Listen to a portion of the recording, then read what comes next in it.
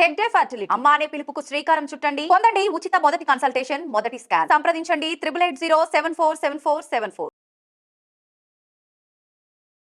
నమస్తే, welcome to I dream. నేను మీ ఝాన్సీ. సహజంగా అందరికీ ఉన్న అపోహ వర్షాకాలంలోనే ఎక్కువ సీజనల్ డిసీజెస్కి గురవుతారు అని.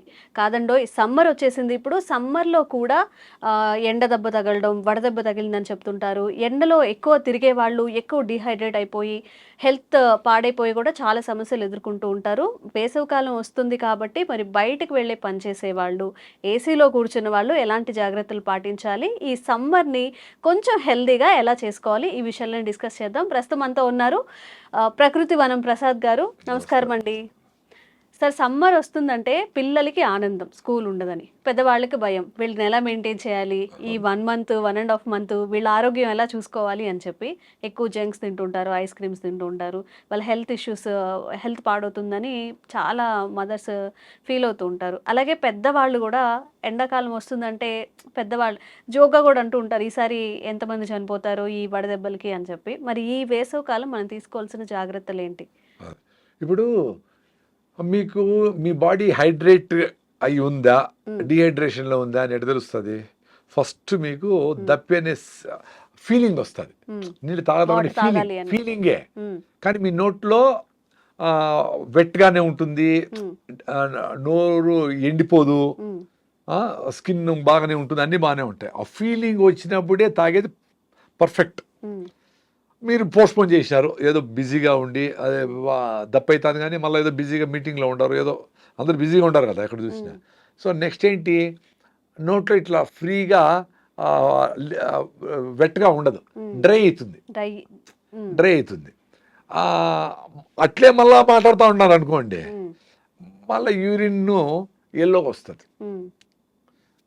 మళ్ళీ అట్లే పోస్ట్పోన్ చేస్తాడు, మళ్ళీ తాగుతావు అనుకుందాం నీళ్ళు, మళ్ళీ ఇంకో రోజు యూరిన్ ఎల్లోకి వచ్చినా కానీ ఇంకా బిజీగా ఉంటావు, మళ్ళా యూరిన్ మంట పుడుతుంది, ఎక్కువ యాసిడ్ అయిపోతుంది కదా, మంట పుడుతుంది. అట్లే మళ్ళీ పోస్ట్పోన్ చేస్తాను అనుకో, అంటే అట్లే అంటే అదే 3 రోజులు అని కాదు, అట్టొచ్చి 3 రోజులు తాగుతావు, నెక్స్ట్ ఇది ఇంకొంచెం లేట్ చేస్తావు, సో బాడీ చిన్నగా సిమ్టమ్స్ చెప్పేది ఆపేస్తుంది. అంటే దప్పి అనేది కూడా చెప్పదు, నోట్లో పెడత కట్టుకోమని తెలుస్తుంది, అయినా నువ్వు టీ తాగేస్తావు, ఇంత టీ, ఇన్ని నీళ్ళు కావాలా, ఇంత టీ తాగుతావు, సో అదేమీ సరిపోదు. సో దాన్ని అట్లా నోరు మూపిస్తావు, దాన్ని చెప్పదు, నోరు మూసుకో అని చెప్పి నోరు మూపిస్తావు. సో ఇంకా లాస్ట్ ఏమవుతుంది, అట్లే పోస్ట్పోన్ చేస్తే ఒక 5 ఏళ్ళలో 10 ఏళ్ళ తర్వాతనో కిడ్నీలో డైమండ్స్ వస్తాయి. అంటే కిడ్నీ స్టోన్, దాన్ని డైమండ్ అంటా ఉంటా, దాన్ని ఆపరేషన్ చేసి తీసి డైమండ్లు ఇస్తారు డాక్టర్. అబ్బా 1.5 lakh పెట్టి ఆ డైమండ్లు తెచ్చి పెట్టుకుంటా ఉన్నాడు నా డైమండ్లోని. అప్పుడు మొదలు పెడతాడు నీళ్ళు తాగేది కరెక్ట్గా. అప్పుడు కూడా మొదలు పెట్టరు చాలా మంది, టీలు కాఫీలు వదిలించుకొని కిడ్నీలు కోపించుకొని, ఏంది ఇది అంత అన్యాయం కదా. సో డిహైడ్రేషన్ కాకుండా చూసుకోవాలా. ఏమి తీసుకున్నా మీరు బ్యాగులు, వ్యానిటీ బ్యాగులు, బ్యాగేజీలు ఏమి లేకపోయినా స్టీల్ బాటిల్లో 4 బాటిల్లో నీళ్లు తీసుకుపోవాలి ఎక్కడికి పోయినా కానీ. దప్పి అని ఫీలింగ్ వస్తానే తాగేయాలి. వడదెబ్బ కొట్టే క్వశ్చనే లేదు, మీరు సఫిషియెంట్గా నీళ్ళు ఉండాలి మీ దగ్గరే. సో బయట కొనుక్కొని తాగదాం అనేది కూడా పోస్ట్పోన్ చేస్తాం, ఇంటికి వెళ్ళిపోతాంలే, అయిపోయిందిలే పని, తాగదాంలే అనుకొని అదే మళ్ళీ 3-4 అయిపోతుంది. అప్పుడు మళ్ళీ ఎండలో పోయినారు అనుకో, ఆల్రెడీ డిహైడ్రేషన్ అయింది, నీ బాడీ 70% వాటరే. సో అది 5%, 6%, 7% తగ్గితే ఉప్పు ఉంటుంది, కానీ మరీ ఎక్కువ అయినప్పుడు ఎక్కడెక్కడి నుంచినో తాగి బ్రెయిన్ లాక్కుంటుంది. దానికి ఫస్ట్ అది వెట్టగా ఉండాలి. సో దానికి ఒక స్టేజ్ వచ్చి నీవు లేదనుకో, హైపోథాలమస్ అనేది టెంపరేచర్ కంట్రోల్ చేసేది, అది మాయ చేసి నిన్ను కింద పెట్టేసి పడబెట్టేసి యాక్టివిటీ లేకుండా చేసి వడదెబ్బ కొట్టి కింద పడేస్తుంది. అప్పుడు ఇమ్మీడియట్గా సెలైన్ పెట్టడము, ఏదైనా చేయడము, దాని నుంచి బయటపడడం, ఫ్లూయిడ్స్ ఇవ్వడము, ఇవన్నీ చేస్తారు. సో ఇంత జరిగేది సడన్గా ఏం జరగదు, పాపం బాగా చెప్తాది అది. నువ్వు నాకు నీళ్ళు తాకపోయినా వడదెబ్బ కొడదు. ఎందుకు, నేను బాగా హైడ్రేట్ అయి ఉంటా. నేను పొద్దున్న లేస్తేనే 1 లీటర్ నీళ్ళు తాగుతా, మళ్ళీ 1 లీటర్ జావ తాగుతా, మళ్ళీ స్టీల్ బాటిల్లో పెట్టుకొని ఎక్కడ పోయినా నీళ్ళు తాగుతూ ఉంటా, మధ్యలో భోజనం నీళ్ళు తాగుతూ ఉంటా. ఒక పూట ఎప్పుడన్నా 2-3 గంటలు నీళ్ళు తాగలేదనుకో తట్టుకుంటుంది. ఆల్రెడీ డిహైడ్రేషన్ అయ్యి అలవాటు అయిపోయి అసలు నీళ్ళు తాగనే అలవాటు లేదు, ఒంటికి ఎల్లోకి వచ్చినా మంట పుట్టినా తాగరు, టీ తాగుతూ ఉంటారు, వాళ్ళకి వడదెబ్బ కొడుతుంది. సో వీళ్ళకి చాలా ఇంపార్టెంట్ ఏమంటే మినరల్ లాస్ అవుతుంది. స్వెట్టింగ్ పోయి పని చేసే వాళ్ళకి, పర్టికులర్గా ఫిజికల్గా పని చేసే వాళ్ళకి, వాళ్ళకి చాలా సాల్ట్స్ అన్ని బయటపోతాయి బాడీలో, సోడియం లాసు అన్ని. మీరు ఏమీ లేకపోయినా అంత ఉప్పు, అంత నిమ్మకాయ, అంత రాక్ సాల్ట్, వీళ్ళది పింక్ సాల్ట్, బెల్లం నీళ్ళు, ఉత్త బెల్లం కలిపేసి ఆ నీళ్ళు తాగుతా ఉంటే చాలు, డిహైడ్రేషన్ ఉండదు. అందుకే తిరునాళ్ళ బండిలో బెల్లం నీళ్ళు ఇచ్చేవాళ్ళు, పానకం అంటారు. బెల్లంలో అన్ని మినరల్స్ ఉన్నాయి. చెరుకు పెట్టి బెల్లం చేస్తే దాంట్లో అన్ని మినరల్స్ ఉంటాయి.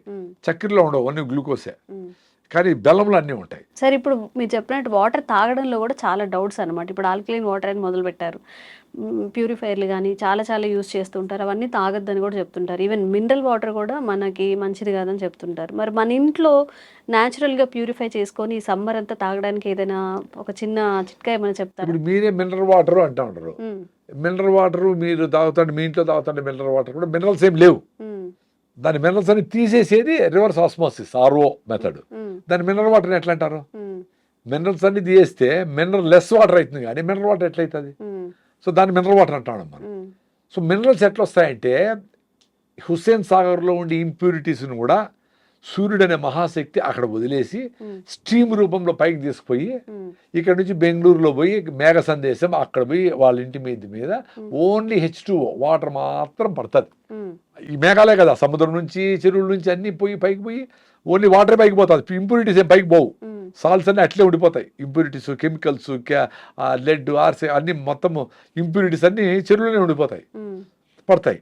సో మీ ఊరి చుట్టుపక్కలనో అడవుల్లోనో ఆకులు, చెట్లు భూమిలో 100 అడుగుల నుంచి తీసుకొని ఆకుల్లో పెడతాయి మినరల్స్ అన్ని, మొత్తము అన్ని మెగ్నీషియం, కాల్షియం ఏం కావాలో మినరల్స్ అన్ని వాడుకొని ఆకులు, పువ్వులు, కాయల్లో వాడుకుంటాయి.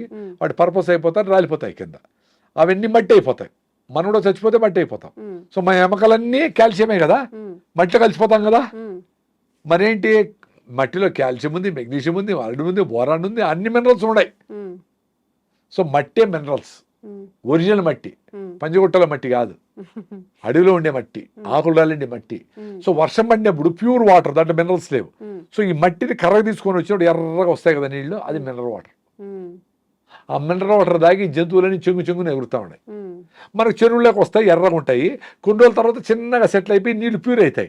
అంటే ఆర్గానిక్ మ్యాటర్ అంతా కరిగి వచ్చింది, ఇదంతా కలిసి ఉంటుంది. దాంట్లో డిజాల్వ్ అయిపోయే మినరల్స్ అన్నీ కరిగిపోతాయి. డిజాల్వ్ కానివన్నీ ఎర్రగా ఉండి చిన్నగా 1-2 నెలల లోపల సెటిల్ అయిపోయి ఆర్గానిక్ మ్యాటర్ అంతా కింద ఒండ్రులాగా చేరిపోతుంది. చెరువులో ఒండ్రు మట్టి అంటారు. సో ఆ ఒండ్రు మట్టిని చెరువులు ఎండిపోయినప్పుడు తీసుకుపోయి స్క్రేప్ చేసి ఎత్తుకుపోయి పొలాలకు వేస్తారు.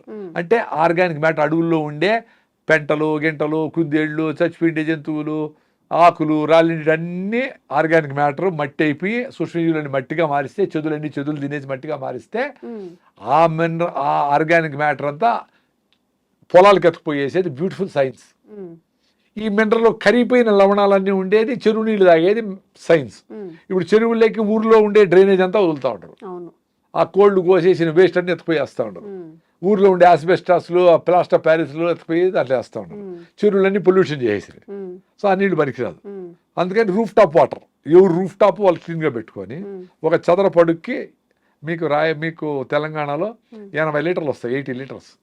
ఒక ఇల్లు గవర్నమెంట్ ఇల్లు కట్టించింది అనుకుందాం, ఇందిరా మిల్లో, రాజీవ్ గింద ఇల్లు ఏదో ఉంది కదా, 20 అడుగులకి 20 అడుగులు, 400 స్క్వేర్ ఫీట్ ఇంటూ 600 mm అనుకున్నా 60 లీటర్లు వస్తాయి.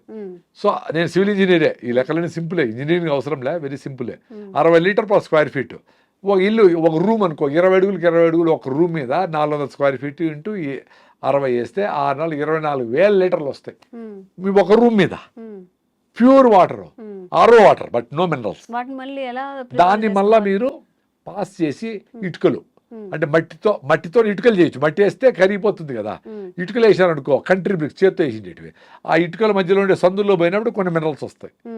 మీ పెద్దవాళ్ళు వాడుతూ ఉంటే సునపురాలు, లైమ్ స్టోన్, పిడుగురాళ్ళ, ఎక్కడ చూసినా బనగానపల్లి, ఎక్కడ చూసినా ఉంటాయి అట్లా. అవి వేసారనుకోండి, వాటిని కాల్చి మనోళ్ళు సున్నం చేసుకొని, ఆ సున్నం కాల్షియం రిచ్, ఎముకలు గట్టిగా ఉన్నాయంటే కాల్షియం, మెగ్నీషియం దాంట్లో వస్తుంది. తాంబూలంలో వేసేవాళ్ళు. సో ఆ పచ్చి సున్నపురాలు వేస్తాం, ఇసుకేస్తాం ఫిల్టరేషన్కి, అది ఫ్లో అయ్యి స్ట్రక్చర్డ్ వాటర్ అవుతుంది. కర్ర బొగ్గులు పైన వేస్తాం, ఆ బొగ్గులో పోయినప్పుడు చెడ్డ బ్యాక్టీరియా ఏమన్నా ఉంటే పక్షులు మీరు ఫస్ట్ వానిసి పెట్టేయండి, రెండో వానిసి పెట్టేయండి. పొద్దున్నే పొల్యూషన్ ఏమి లేదు, ఫ్రీగా ఉంది, 6 గంటలకు వర్షం పడతా ఉంది. ఆ నీళ్ళని మీరు ఈ బొగ్గుల్లో, ఇసుకలో, ఇటుకల్లో, సున్నపొలాలలో పంపించి కింద ఒక 6,000 లీటర్లకు తొట్టికి సంపు కట్టుకోండి, ఒక ట్రాక్టర్ లోడ్ పట్టేంత. 6,000 లీటర్లు అంటే 20 లీటర్ల రోజుకి మీరు తాగేది 300 రోజులు సరిపోతాయి. 300 డేస్ సరిపోయే నీళ్ళు మీరు ఇంట్లో బ్యూటిఫుల్గా మినరల్ వాటర్ ఇట్లా ఫ్లో అయినప్పుడు వచ్చే మినరల్ వాటర్ ఎత్తి పెట్టుకొని సన్లైట్ పడకుండా చేసుకుంటే 1 day అయినా చెడిపోవు. If there is no sunlight, no algae, no fungus. మేము 2011 నుంచి ప్రకృతి వనంలో ఆ నీళ్ళు తాగుతాను. ఇప్పుడు 1.5 లక్షల లీటర్లు ఎత్తి పెట్టుకున్నాం లాస్ట్ వానికి. మేడం అవే వాడతాం సోపులకు, షాంపూలకి, అవే తాగుతాము. సూపర్గా ఉంటాయి ఆ నీళ్ళు, నేచర్ ఇచ్చింది అవి. సో వాటి అన్నింటినీ డ్రైనేజ్కి పెట్టి వర్షం నీళ్ళని హేమాలిని గారు చెప్పినారు కెంట్ అచ్చాహే అని, మళ్ళీ ఏదో బ్రాండ్లేండి, అవి వేసుకొని దాంట్లో పంపించి దాంట్లో మళ్ళీ నీళ్ళన్నీ వేస్ట్ చేసి మళ్ళీ సగం నీళ్ళు వేస్ట్ అవుతాయి. Current waste, maintenance waste. So ఎవరి నీళ్ళు వాళ్ళ డాబా మీద పట్టుకొని తీసుకోవచ్చు కదా. చాలా సింపుల్ కదా, ఇది ప్యూర్ వాటర్ వస్తుంది, దాని మినరల్స్ యాడ్ చేసుకుంటాం. వర్షాకాలంలో వచ్చినప్పుడు కొంచెం ప్రిజర్వ్ చేసుకుంటే మనకి ఇయర్ లాంగ్ వాడుకోవచ్చు. మీకు మనం ఇంతమంది అనుకున్నట్టు 25,000 లీటర్లు వస్తాడు ఒక రూమ్ మీద. మీకు కావాల్సింది 6,000. First rain, second rain, third rain, fourth rain ఇసిపెట్టేయండి, ఫిఫ్త్ రెయిన్ పట్టుకోండి బాగుండేటప్పుడు. చాలా సింపుల్ కదా ఇది. అట్లా కూడా చేయని వాళ్ళ కోసము ప్రకృతిలో ఫార్ములా చేసి అందరికీ కూడా యూట్యూబ్లో మీకు అన్ని చెప్పేసిన, మేము ఎక్కడెక్కడ ఏ లేయర్స్ ఎలా చేసుకోవాలని చేసుకోవచ్చు. మేము కూడా ఫిల్టర్ ఒకటి తయారు చేసినాం ప్రకృతిలో. దాన్ని తీసుకొని కూడా మీరు సర్జికల్ స్టీల్ వేసి, అంటే ఎమకలకు ఇరిగితే వేసే స్టెయిన్లెస్ స్టీల్తో ఒక ఫిల్టర్ చేసినాం. దాంట్లో ఇవన్నీ వేసి మీ ఆరో నీళ్ళు దాంట్లో పోసుకుంటే మినరల్ వాటర్ అవుతుంది. అది కూడా అవైలబిలిటీ ఉంది, అది కూడా కావాలంటే వాడుకోవచ్చు. ఓకే. అంటే ఈ ప్రాసెస్ అంతా చేయలేనప్పుడు ఈజీగా మనం ఇప్పుడు మీరు అన్నారు మంజీరా వాటర్ని ప్యూరిఫై కొంచెం కాచుకొని తాగొచ్చు కదా అని చెప్పి, అలాంటి ఏదన్నా ఒక చిన్న టిప్ సమ్మర్ గడిచిపోవడానికి? డెఫినెట్గా మంజీరా వాటర్ని వెయిట్ చేసుకొని చల్లార్చుకొని తాగొచ్చు, మట్టి పాత్రలో పోసుకొని తాగొచ్చు. అది బ్లీచింగ్ పౌడర్ క్లోరినేషన్ చేసినప్పుడు మాత్రము దాన్ని కొంచెం ఎక్స్పోజ్ చేసి అవన్నీ పోయే వరకు వెయిట్ చేయడమా ఎట్లా అనేది చూడాలి. అది యాంటీ బ్యాక్టీరియా కదా క్లోరిన్ అంటే. క్లోరిన్ బ్లీచింగ్ వేస్తే పొట్టలో ఉండే bacteria, we're against using any బ్యాక్టీరియాని చంపేదానికి మేము వీఆర్ అగైనిస్ట్ ఇట్. ఎందుకంటే మనం వీఆర్ లివింగ్ విత్ బ్యాక్టీరియా. మన 50 ట్రిలియన్స్ ఉంటే మన బాడీలో సెల్స్ 500 ట్రిలియన్స్ బ్యాక్టీరియా ఉంది. సో వీ కాంట్, అందుకే చాలా మందికి పొట్టలో సమస్యలు వస్తేనే మొత్తం సమస్యలు వచ్చేది. సో పొట్టే మెయిన్, హార్ట్, లంగ్స్, బ్రెయిన్ అంతా పొట్టలోనే మొత్తం మ్యాజిక్ జరుగుతుంది. మనం తినే ఫుడ్ అంతా ఆ మైక్రోబ్స్ అన్ని డైజెస్ట్ చేసి మంచిగా మార్చి మనకు అందిస్తూ ఉంటాయి. మనం వేసే ఎరువు అంతా డైరెక్ట్గా చెట్టు తీసుకోదు, మైక్రోబ్స్ తిని పొలంలో కూడా అది చెట్టుకు కావాల్సిన జ్యూసెస్ తయారు చేసి ఇస్తే చెట్టు తీసుకొని ఈ మైక్రోబ్స్కి ఏం కావాలని అది జ్యూసులు ఇస్తూ ఉంటుంది. అది సింబయాటిక్ రిలేషన్షిప్ అంటారు. అట్లా మన పొట్టలో మంచి బ్యాక్టీరియాని పెట్టుకుంటే ఈ రకరకాల ఈ ఇరిటబుల్ బౌల్ సిండ్రోమ్ అంట, IBS అంటారు, మోషన్స్, రకరకాల అన్ని ప్రాబ్లమ్స్ లేకుండా కరెక్ట్గా మన తిండి ఒంటికి పట్టాలంటే పొట్టలో మైక్రోబ్స్ బాగుండాలి. సో మంజీరా వాటర్ కూడా వెయిట్ చేసుకొని దాంట్లో పెట్టుకొని తాగొచ్చు, మిక్స్ కాకుండా ఉంటే. Okay, thank you sir, thank you so much.